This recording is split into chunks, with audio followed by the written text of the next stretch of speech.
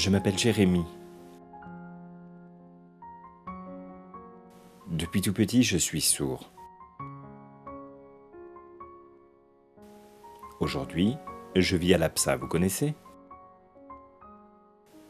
C'est une association vraiment faite pour les personnes sourdes, malvoyantes et sourdes aveugles. C'est là où j'ai appris la langue des signes française. Je me souviens, je ne savais pas comment faire pour parler à mes parents, et comme ils ne savaient pas signer, ils cherchaient peu à communiquer avec moi, et moi, je ne les comprenais même pas. Je dois dire que la relation était bizarre. Un jour, un médecin du centre d'action médico-sociale précoce leur a expliqué pourquoi je ne parlais pas et ne semblait rien comprendre. Mais tout a changé depuis le moment où je suis arrivé à l'APSA. J'avais 6 ans. J'ai intégré le CECHA, la section pour les enfants sourds ayant souvent d'autres problèmes. Au départ, je me sentais seul et pourtant, j'avais tellement de choses à dire. Après quelques temps d'adaptation, j'ai commencé à m'intéresser aux autres. Ils me ressemblaient. Certains avaient plus de mal à marcher, d'autres s'énervaient pour un rien, mais au fur et à mesure, nous avons appris à vivre ensemble. J'adorais jouer et j'apprenais de mieux en mieux la langue des signes. J'ai suivi une rééducation avec une psychomotricienne, appris à lire sur les lèvres grâce à une orthophoniste et surtout à avoir moins peur des autres. Finalement, j'ai continué à aller en classe jusqu'à mes 15 ans. Comme tous les enfants, à 15 ans, il faut penser à son avenir professionnel. Que faire? Ce qui est bien à l'APSA, c'est de pouvoir expliquer ce que tu aimes faire et ce que tu détestes aussi. Avec les éducateurs, les médecins, ma psychologue, mes parents et les chefs de l'APSA, nous avons réfléchi. J'ai toujours aimé parler avec mes mains, elles sont ma richesse, ma force. Quand j'ai appris à dire bonjour aux gens, quelquefois je n'arrivais plus à décrocher. Les mains, c'est magique.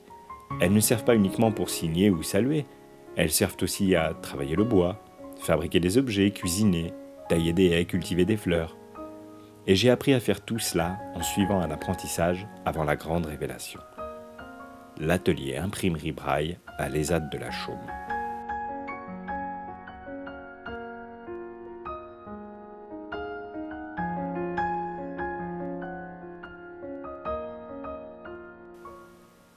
Si je rêve d'y travailler, c'est peut-être à cause de Paul. Lui, c'est mon pote.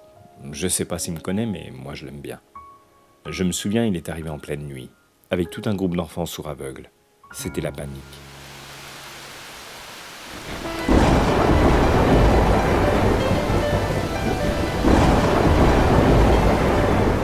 Ce soir-là, il y a eu un gros orage.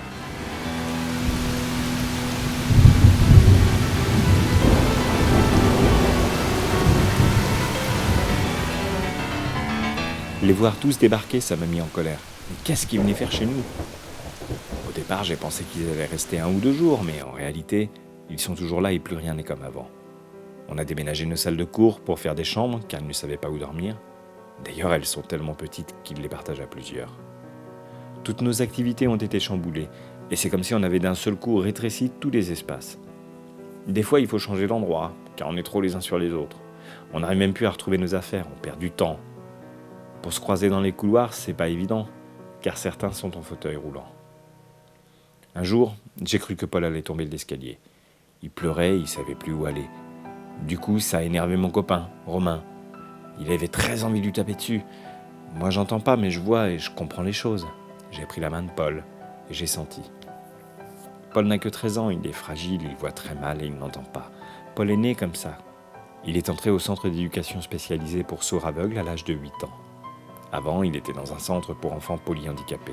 Au fond, il n'est pas responsable ni de sa maladie, ni de ce qui nous arrive. Ce qui me fait de la peine, c'est de le voir crier, pleurer, et il pleure beaucoup. L'autre jour, dans la cuisine, il ne voulait plus manger. Paul n'est pas le seul à ne plus avoir de repères. Ils sont tous au CESA en quête de se retrouver.